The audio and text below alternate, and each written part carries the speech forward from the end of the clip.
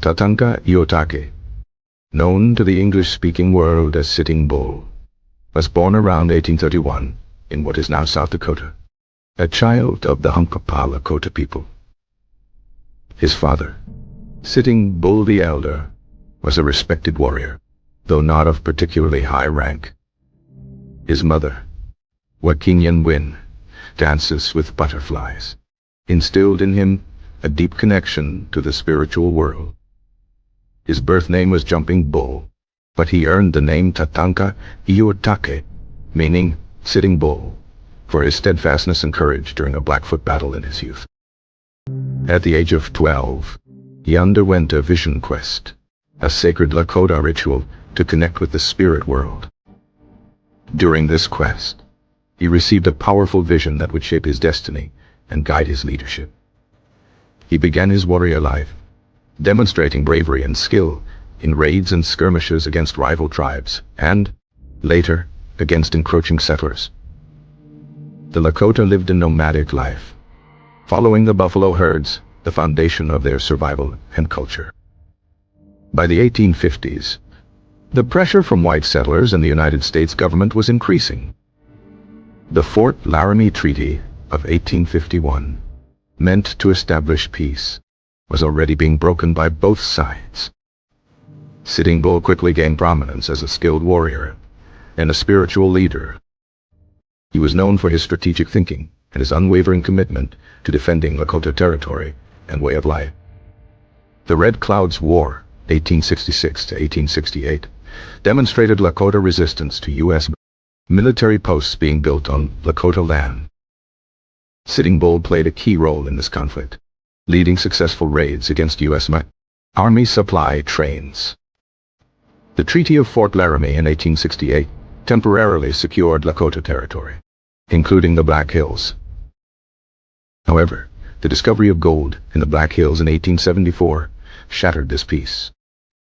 Thousands of prospectors flooded into the region, ignoring the treaty and encroaching on sacred Lakota land. The U.S. government failed to prevent this illegal occupation, further eroding trust between the Lakota and the United States. Sitting Bull, now a respected elder and a powerful spiritual leader, vehemently opposed any negotiation or compromise. He argued that the Lakota could not cede any land, especially the Black Hills, which were central to their spiritual beliefs. The Great Sioux War of 1876 erupted, marking a significant chapter in the conflict between the Lakota and the U.S. government at Fort P. Sitting Bull's band, along with Crazy Horse and other Lakota and Cheyenne warriors, joined forces in defiance of the U.S. Army. B. The Battle of Rosebud, fought on June 17, 1876, saw a clash between Sitting Bull's warriors and General George Crook's forces. Although inconclusive, the battle effectively halted Crook's advance towards the Little Bighorn. The most famous event of the war was the Battle of Little Bighorn, fought on June 25–26, 1876. Sitting Bull's strategic leadership and the combined efforts of Crazy Horse and other warriors led to a resounding victory over Lieutenant Colonel George Armstrong Custer and the 7th Cavalry. The victory at Little Bighorn, however, was short-lived. The U.S. government responded with a massive military campaign to subdue the Lakota.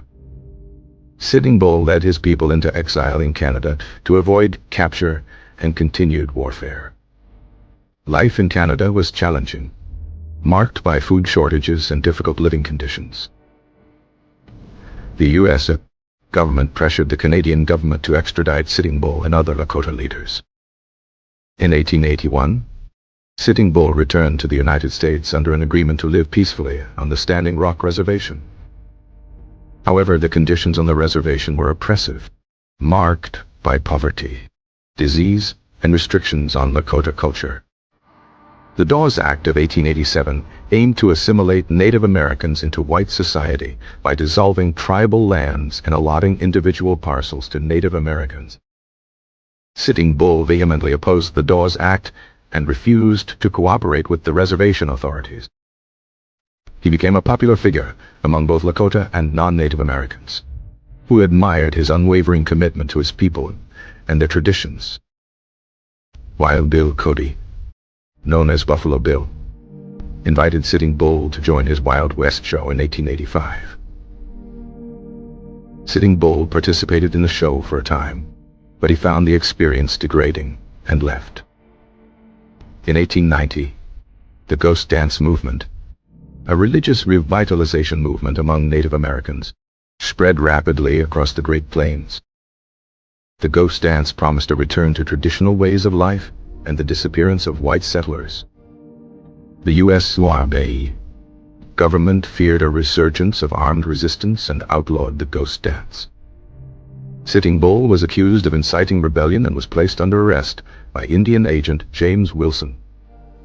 On December 15, 1890, Sitting Bull was shot and killed by Lieutenant Jesse Lee at Standing Rock Agency.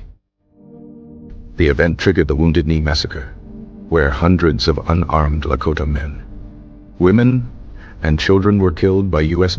soldiers. Sitting Bull's death marked the end of an era of Lakota resistance to U.S. expansion.